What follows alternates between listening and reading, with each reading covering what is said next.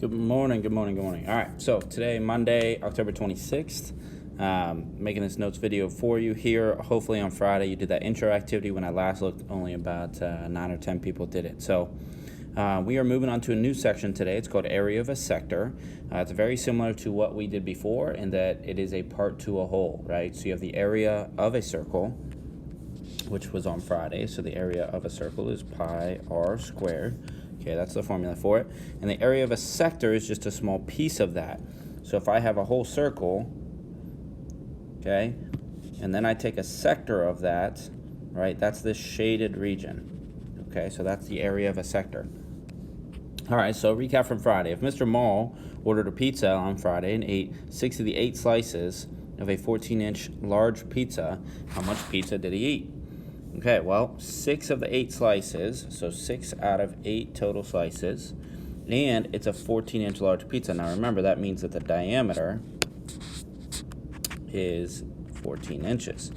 Okay, so if the area of a circle is pi r squared, then the area of this entire pizza is pi times 7 squared, which is 49 pi. All right, so if he ate 6 out of 8, well, that can simplify to 3 over 4. So he ate 3/4 of this area. So 3/4 times 49 pi. Okay, and again, I would just recommend pulling up Desmos. 49 times 3 is 147. 147 is not divisible by 4. Kinda. You could say it's 36.75 pi. 36.75 times 3.14 gives you an area of 115.4 inches. Okay, so that's how much he ate. All right, so again, area of a circle, pi r squared. I don't think we'll need Desmos here for a second, but that's all right. What is the exact area of a circle with a radius of 7 millimeters? Okay, so if it gives you a radius, nice and easy, just plug it in. Radius here is 7. So the exact area, remember we talked about exact and approximate. Approximate is the decimal version. Exact keeps pi in it, right? So this is 49 pi. What is the exact radius of a circle with an area of 100 pi squared? Or 100 pi inches squared. Okay, so now we're going to work the other way because it gives you the area. So the area is 100 pi. Close out and come back into it.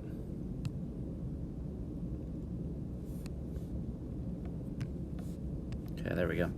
100 pi. And the other side is pi times r squared. So to get r by itself, we're going to divide by pi. So now I have the pi's cancel here and here. So I have 100 equals r squared. Okay, take the square root of both sides. And 10 is the radius, 10 inches. Okay, what is the exact area of a circle with a diameter of 12 feet? So again, area, this time it gives us a diameter, so we cut that in half. Half of 12 is 6. And then square it. So this is 36 pi feet squared. Okay. All right, not too bad, right? So an area of a sector, a blank is a sector is the area of a circle that is bounded by a radius and an intercepted arc. I'm guessing by the way that we wrote the word and, we probably should have put radius there. And intercepted arc. And a radius. Okay? Alright, so it looks very much so like this picture here, right? Just as I talked above. Okay, you have a sector, circle, radius, intercepted arc. To find the area of a sector, use the same proportions from arc length. Okay, so before, remember with arc length, we said it was the arc length over 2 pi r, because Arc length is just a small portion of the circumference. We also said that measure-wise, you could do the arc measure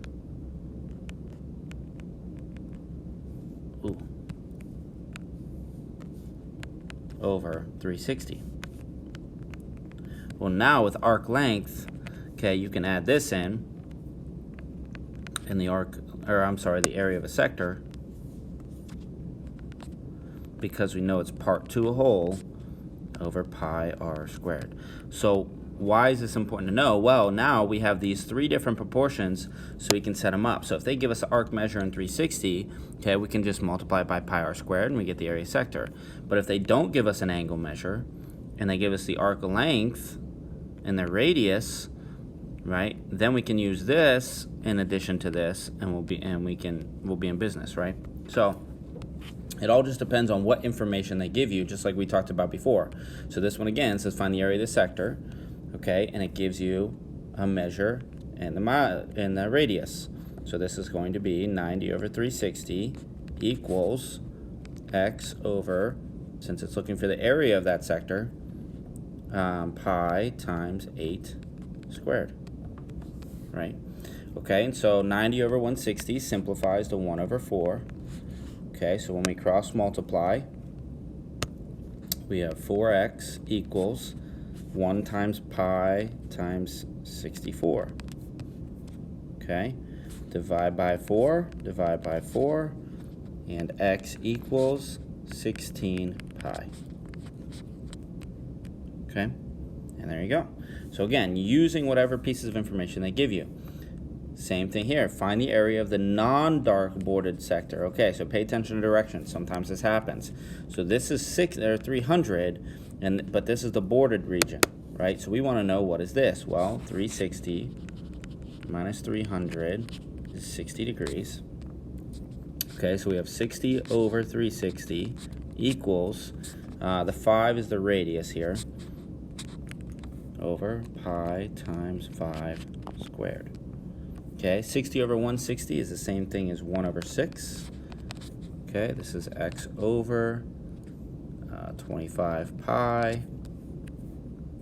Okay, cross multiply and you get 6x equals 25 pi. And then divide by 6 to get x by itself. So x equals 25 over 6 pi. Done. Okay, again, try to keep it in exact form as much as possible unless it says give an approximate answer. All right, let's look at 4 more examples here, and then you can get started on your homework. So find the area and arc length of the following sectors and arcs. Okay, again, they give you an angle, 115 over 360 equals x over pi times 6 squared. Okay, now the cool thing about Desmos, we've used it a couple times, but if you plug this in, I don't care about that. Hold on 1 second. It's not what I wanted to do. There we go. Okay, so if you plug in 115 over 360 and see this little button right beside it, if you tap that, it'll actually tell you what the simplified version is, which in this case is 23 over 72, which is x over 36 pi. So now we have 72x equals 36 times 23 is 828 pi. Divide by 72. X is 11.5 pi. And since we already have 1 decimal, we might as well multiply it out. So times 3.14 is 36.11. Okay. All right, this one gives you the circumference and an angle. Okay, but again, we want to know the shaded region. So this is 30. The actual angle then would be 360 minus 30, which is 330 degrees. So we have 330 out of 360, which is 11/12 over, we do not have the radius, but again, we want to find the area of a sector. So we can use the fact that circumference is 22 pi, and work backwards. If you remember, we have the smaller portion that says circumference equals, or smaller equation, circumference equals 2 pi r. So 22 pi equals 2 pi r. Okay, divide by 2 pi, divide by 2 pi. Okay, and you get 11 equals the radius. Perfect. Okay, so that makes more sense. Now we can work with this. Okay, and this is the same thing as saying 11 over 12. Okay, 121 times 11 is 1331 pi equals 12x. Divide by 12. Okay, so x is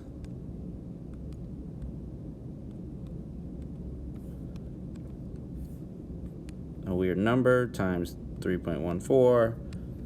Okay, is 348.3. Okay, so that's your area of your sector.